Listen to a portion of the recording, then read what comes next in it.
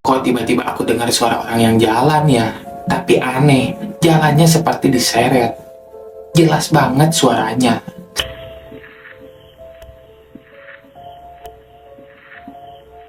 Dengan sekuat tenaga, dia pun mencoba memukul bayangan tersebut. Ketika sabetan gang sapu itu mengenai sosok bayangan hitam tersebut, anehnya tidak ada apa-apa di sana. Jumpa lagi bareng gue Randy di sini di channel horor kesayangan kita, Horror Area. Ini tempatnya horor. Gimana nih kabarnya kalian semua? Semoga baik-baik saja ya, dan selalu dalam lindungannya. Amin. Kali ini gue akan bawain sebuah thread horor yang cukup serem, berjudul Fenomena Kontrakan Paling Pojok. Gimana keseruannya? Gimana cerita lengkapnya? Yuk kita sikat sama-sama di sini di Horror Area.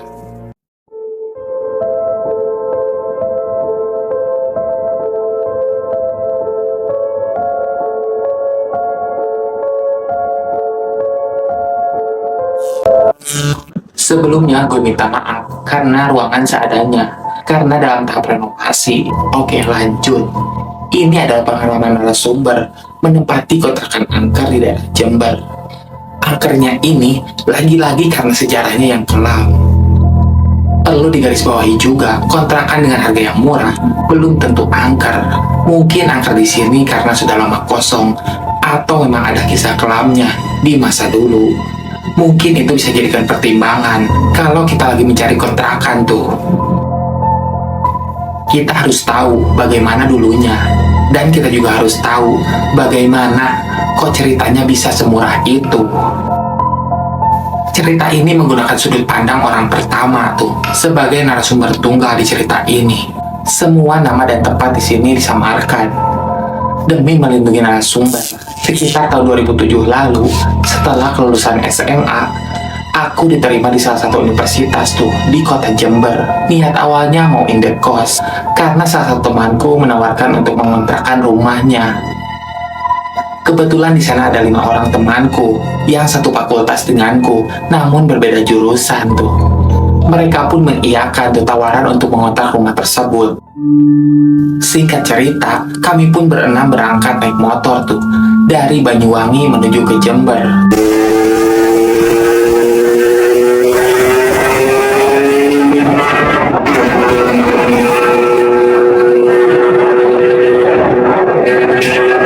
Perjalanan kali ini tidak langsung ke kontrakan yang kita tempati, melainkan singgah dahulu tuh ke kontrakan saudara temanku yang juga satu universitas.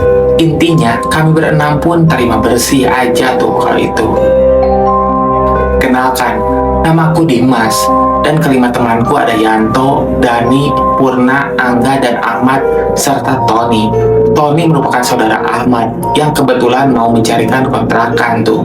Sesampainya kami di kontrakan Mas Tony, sekitar jam 7 malam, kami pun dikasih tahu kalau rumah kontrakan tersebut baru dibersihkan. Jadi sementara aku dan teman-temanku disuruh bermalam di sana, di kontrakan Mas Tony tersebut.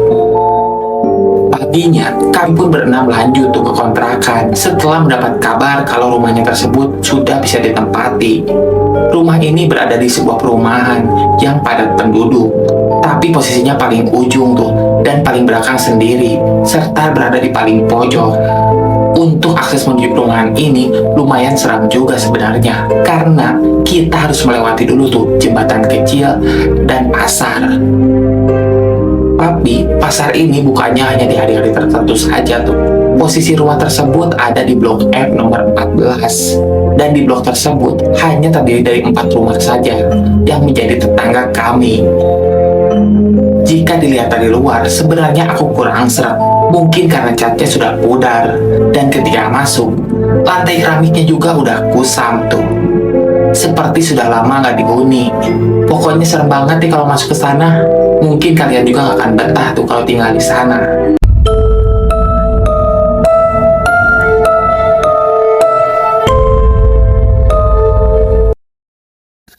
Dan lagi, karena harganya yang murah, jadi pertimbangan kami tuh, mau tak mau, akhirnya kami pun sepakat tuh, berpatungan untuk sewa 1 tahun, biar sekalian pikirku kala itu. Rumahnya begitu besar, ada 2 lantai, total ada 7 kamar di dalam sana, serta 2 kamar mandi. Setelah sepakat menempati kamar masing-masing, sisa 1 kamar untuk tempat sholat tuh. Di hari pertama, kami pun beres-beres tuh hingga sore hari. Di sana belum ada gangguan sama sekali pada saat itu. Tapi ada yang janggal, mulai dari lampu kamar mandi belakang dan lampu dekat dapur yang sebenarnya sudah diganti, tapi tiba-tiba saja mati tuh. Gak tahu sebabnya kenapa. Padahal sudah diganti dengan yang baru, tapi ketika dinyalakan, tak lama mati sendiri. Kelistrikannya pun aman ternyata, gak ada yang konslet. Kami pun hanya berpikir positif kala itu. Hingga pagi menjelang, kontrakan itu pun aman tuh seketika di hari pertama tersebut. Karena waktu itu masih dalam suasana ospek, kami pun pulang sore tuh di hari keduanya. Malamnya sekitar jam 7, aku dan teman-teman pun main kartu tuh di lantai 2. Di lantai 2 tersebut ada balkon di atas garasi, jadi bisa langsung melihat ke bawah dan ke arah jalan tuh. Tiba-tiba pohon bambu yang ada di depan kontrakan bergerak dengan sendirinya.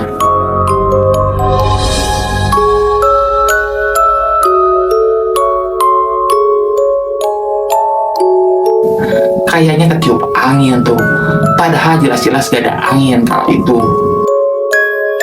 Otomatis kita yang lagi di atas pun noleh tuh ke arah sana.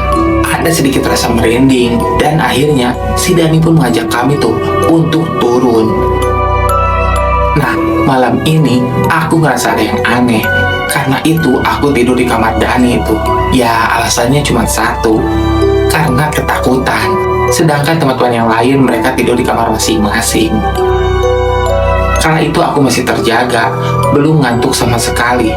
Dulu HP ku Nokia 3650 yang masih ngetren tuh kala itu. Aku pun hanya main game tuh di sana. Aku berpikir siapa tahu aku ketiduran saat main game tersebut. Sampai jam 1 dini hari, mataku belum juga bisa merem tuh. Sedangkan si Dani sudah tertidur dari tadi.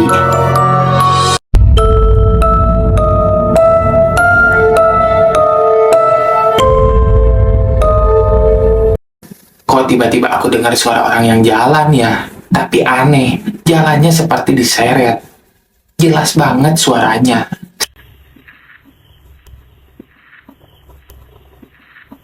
Tapi lama-lama suara itu semakin mendekat tuh. Karena aku juga penasaran, aku intip lewat jendela saat itu.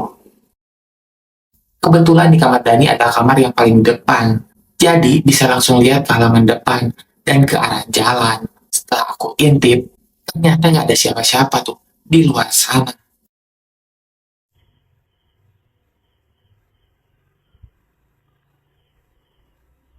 Aku pun kembali lagi tuh ke posisi semula, tiduran, menunggu apalagi yang akan terjadi selanjutnya. Tak lama dari itu, suara orang yang berjalan itu pun muncul lagi. Kali ini tepat di luar jendela tersebut. Aku pun semakin penasaran untuk melihatnya. Ketika aku tengok lewat jendela, ternyata sama saja. Gak ada orang sama sekali tuh. Benar-benar kosong. Hanya ada daun bambu kering yang berserakan di garasi. Aku pun kembali tuh tiduran.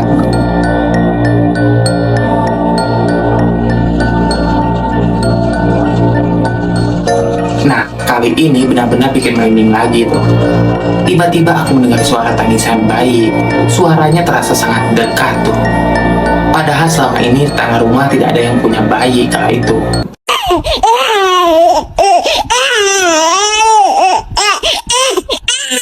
Dan akhirnya aku pun bisa tenang setelah adzan subuh tiba tuh.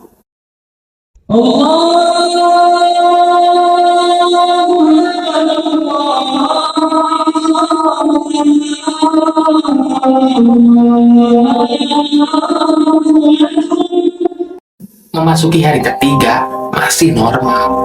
Kami melakukan aktivitas seperti biasanya. Aku juga tidak menceritakan tuh kejadian seram semalam kepada siapapun. Khawatir kalau teman tahu pasti ada ketakutan tuh. Sedikit gambaran saja, keadaan rumah tersebut kalau siang hari terasa lembab dan suram. Mungkin karena rumahnya menghadap ke barat. Jadi ketika pagi membelakangi sinar matahari.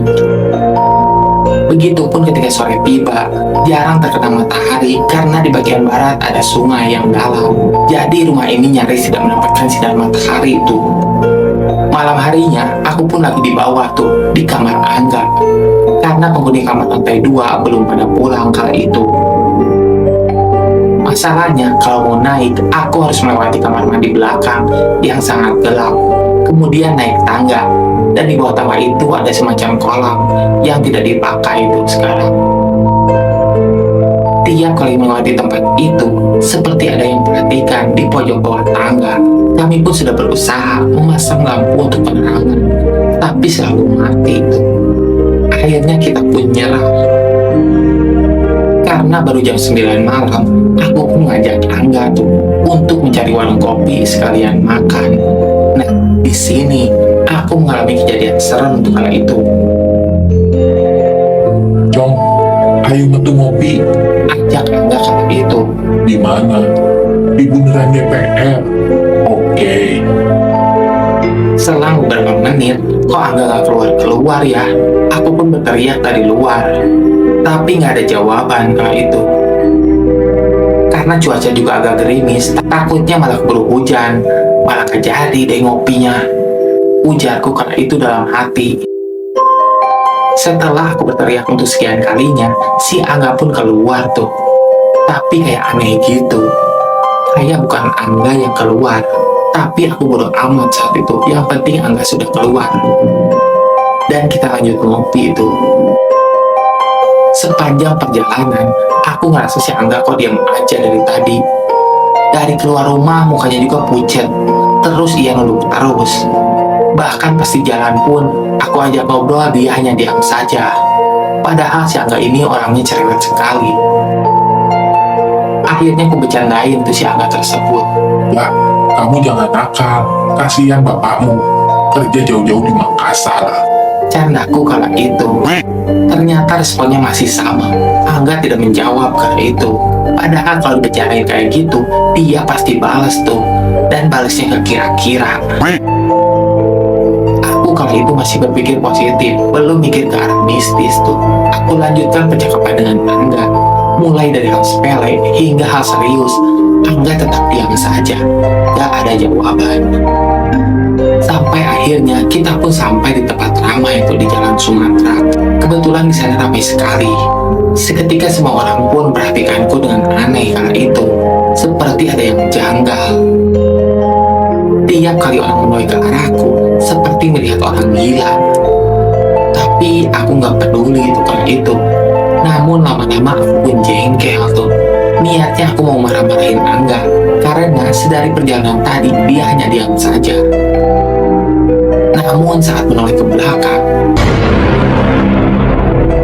ternyata kosong. Gak ada Angga di belakangku. Berarti tadi aku ngobrol sendirian dong. Karena penasaran, aku pun menepi untuk meyakinkan lagi. Dan benar saja, bangku di belakangku memang kosong. Tanpa pikir panjang, aku pun berbalik arah tuh, menuju kontrakan lagi.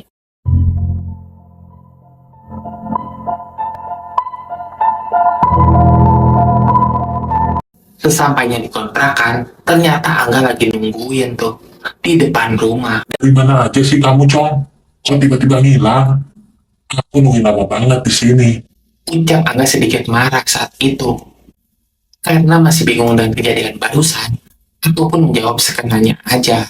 Saya lagi tuku pulsa, Cong.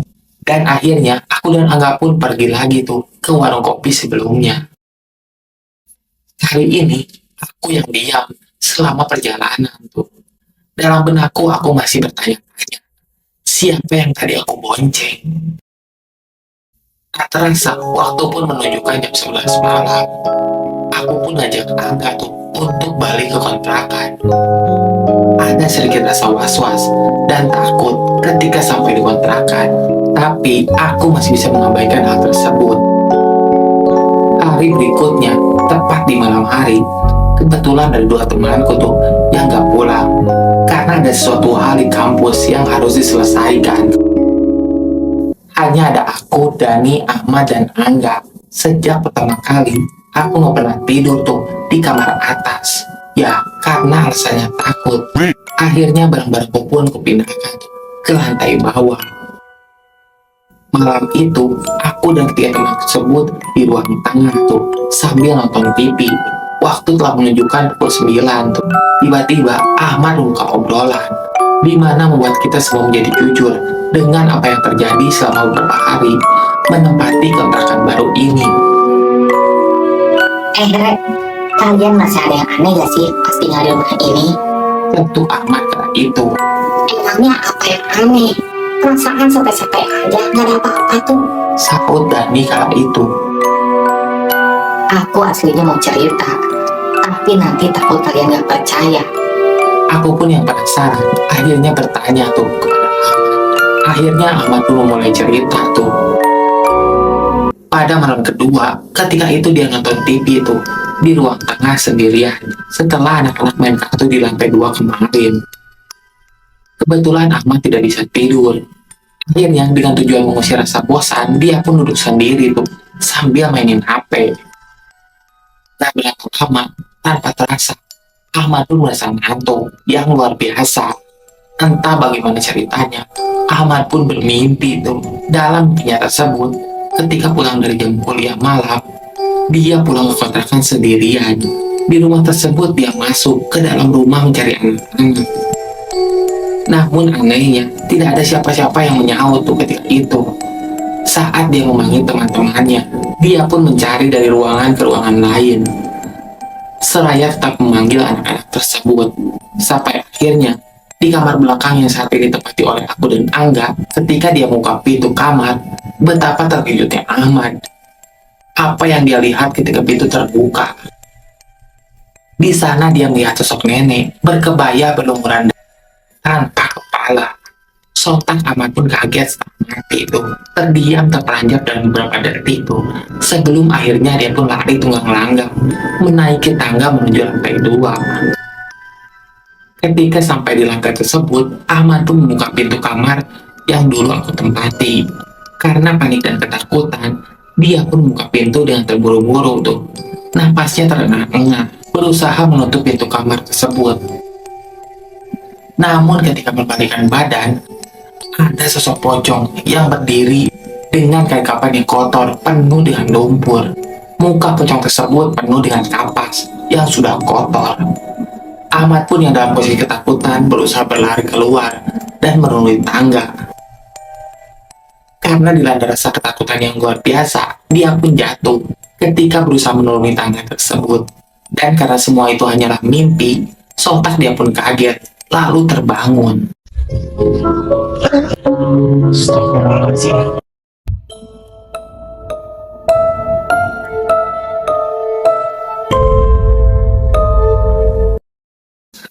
Dan ketika ia mengumpulkan kesadarannya, Ahmad pun merasa kejadian tersebut bukan sekedar mimpi, tapi seperti nyata. Kami pun bertiga yang mendengar cerita tersebut menjadi sangat ketakutan. Si Dani kala itu tidak percaya dengan hal tersebut dan berusaha menyangkalnya, tapi terlihat dari bahasa tubuhnya kalau dia sebenarnya ketakutan. Karena dari kita berenam yang tetap di sana, dialah yang paling takut tuh dengan hal-hal yang belum mistis tuh. Aku pun sebenarnya ingin menceritakan apa yang terjadi padaku malam kemarin. Cuma mungkin momennya kurang pas. Jadi aku tetap memendamnya tuh. Tiba-tiba, Angga pun membuka cerita tuh yang dialaminya kala itu. Aku kok ngerasa aneh lagi yang kemarin. Aku yang penasaran dengan cerita tersebut, kemudian dengan cepat menimpalnya. Kemarin malam memang kamu kenapa, Cok? Dan sejurus dengan itu, Angga pun kemudian bercerita kepada kami tentang kejadian malam kemarin. Ketika dia tidur bersamaku di kamar belakang, sekitar jam 2 dini hari, tiba-tiba Angga kebelet pipis tuh. Karena melihatku sudah terlelap tidur, akhirnya dia pun memutuskan untuk tidak membangunkanku kala itu. Sebenarnya agak takut kala itu untuk pergi ke kamar mandi. Kebetulan semua lampu pun sudah dimatikan tuh. Sebenarnya ada kamar mandi di sebelah kamar, cuman sudah lama tidak dipakai tuh. Airnya mengalir namun terlancar. Hal tersebut membuat Angga ragu untuk pipis di sana. Akhirnya, dengan mengumpulkan keberaniannya, Angga pun dengan ragu membuka pintu kamar tuh. Dalam keadaan merinding, disertai kebelet pipis yang tak terhingga, Angga pun pergi ke kamar mandi. Dengan langkah yang ragu, ia pun menembus gelapnya ruangan tuh, menuju ruang tengah. Sampai akhirnya dia pun sampai tuh ke kamar mandi tersebut. Sadar nggak terjadi apa-apa, dia pun berjalan kembali menuju kamar. Namun anehnya, ketika keluar kamar mandi, dia merasa ada yang mencoba menakut-nakutinya. Akhirnya dia pun memanggil namaku. Sudahlah, Cong. Jangan bercanda. Ini sudah malam. Teletuk Angga kala itu, namun gak ada jawaban. Angga pun yang sadar tak ada jawaban, berusaha berlari ke kamar tuh. Namun di bawah tangga ada sosok hitam yang berdiri dari kegelapan. Angga yang kaget mengira itu aku yang mencoba menakut-nakutinya dan mengambil gagang sapu tuh yang ada di dekat kamar mandi. Dengan sekuat tenaga, dia pun mencoba memukul bayangan tersebut. Ketika sabetan gagang sapu itu mengenai sosok bayangan hitam tersebut, anehnya tidak ada apa-apa di sana. Kebetulan di tangga itu terbuat dari besi tuh. Dan sabetan itu mengenai besi tersebut. Tang! Angga pun yang kaget bukan kepalang, akhirnya masuk tuh ke kamar dengan cepat-cepat mengunci pintu kala itu karena sangat ketakutan. Dani pun yang mulai ketakutan akhirnya buka suara. Waktu malam ketika aku tidur di kamarnya, sebenarnya dia juga mendengar suara kaki dan tangisan bayi tersebut. Karena takut, akhirnya dia pun pulang-pulang tidur tuh. Dalam kepanikan tersebut, akhirnya kita pun menyimpulkan bahwa rumah kontrakan ini ada penunggunya. Mungkin saja mereka ingin agar kita pamit atau sekedar permisi bahwa keadaan mereka ada di sini. Dan lucunya, ketika semua merasa takut, kita berempat pun tidur tuh dalam satu kamar.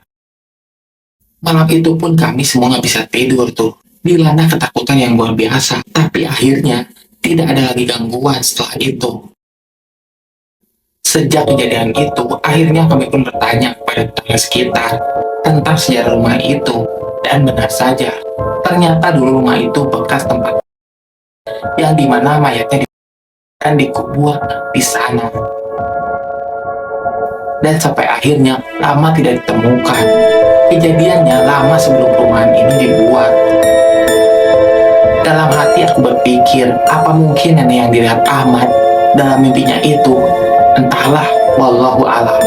Esok paginya, pas subuh, kita pun akhirnya bangun tuh dan sholat berjamaah. Hal yang jarang dilakukan selama aku mengontrak di sini. Lucunya, kita semua pun akhirnya sepakat tuh untuk mengaji setiap selesai sholat. Dalam hal ini, saya dan teman-teman menyimpulkan, ketika kita tiba di tempat yang baru yang tidak kita kenal, baiknya kita ucapkan salam dan permisi terlebih dahulu. Dan berkat dari kejadian tersebut, akhirnya kita pun jadi rajin tuh sholat 5 waktu dan rajin tadarusan bersama. Walaupun hanya dilakukan pas di kontrakan tersebut, ataupun hanya saat maghrib dan isya tiba. Dan kita pun akhirnya mengirimkan doa tuh untuk korban tersebut. Walaupun kita nggak tahu siapa nama korban tersebut dan kapan tepatnya kejadian tersebut. Dan semenjak saat itu, tidak ada lagi kejadian aneh yang terjadi di rumah kontrakan kami. Pernah hal aneh terjadi sekali. Itu pun sesudah 6 bulan kita menempati kontrakan tersebut. Saat itu kakaknya Ahmad main ke kontrakan kami. Kebetulan hujan lebat tuh kala itu. Jadi dia menginap. Kebetulan lantai 2 kosong. Jadinya dia pun tidur tuh di atas sana sendirian. Orangnya kebetulan pemberani tuh. Dia bercerita, tidak diganggu oleh apapun. Esok paginya, dia pun pulang tuh ke kontrakannya sendirian.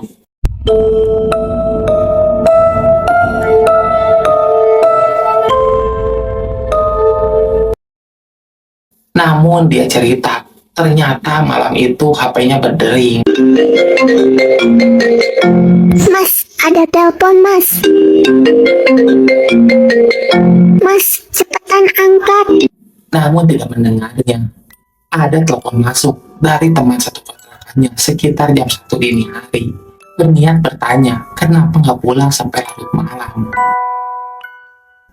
Anehnya yang mengangkat telepon tersebut adalah suara berat, seperti seorang nenek-nenek yang tertawa cekikikan tuh.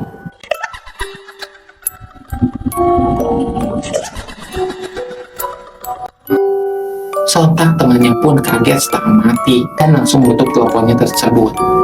Dan ternyata ketika dilihat di HP kakaknya Ahmad, memang ada riwayat panggilan selama 10 detik.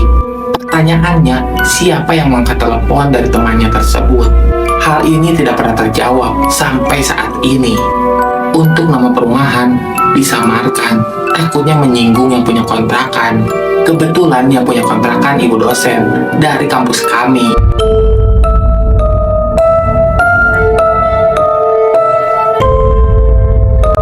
Gimana cerita tadi? Serem kan? Makasih buat kalian yang udah klik video ini dan nonton sampai selesai. Semoga kalian sehat selalu dan dalam lindungannya. Amin. Bantu dukung konten-konten kami dengan cara like, comment, and subscribe ya. Dan jangan lupa nyalakan lonceng icon agar kalian mengetahui konten-konten terbaru yang kami update. Dan bagi kalian yang punya cerita horor dan ingin dibacakan di sini di Horor Area, silakan aja kirim cerita kalian ke DM Instagram kami di bawah ini. Ya, terima kasih. Kami tunggu ceritanya ya. Sekian Horor Area kali ini. Semoga Anda terhibur. Gue Randy sini pamit undur diri. Bye.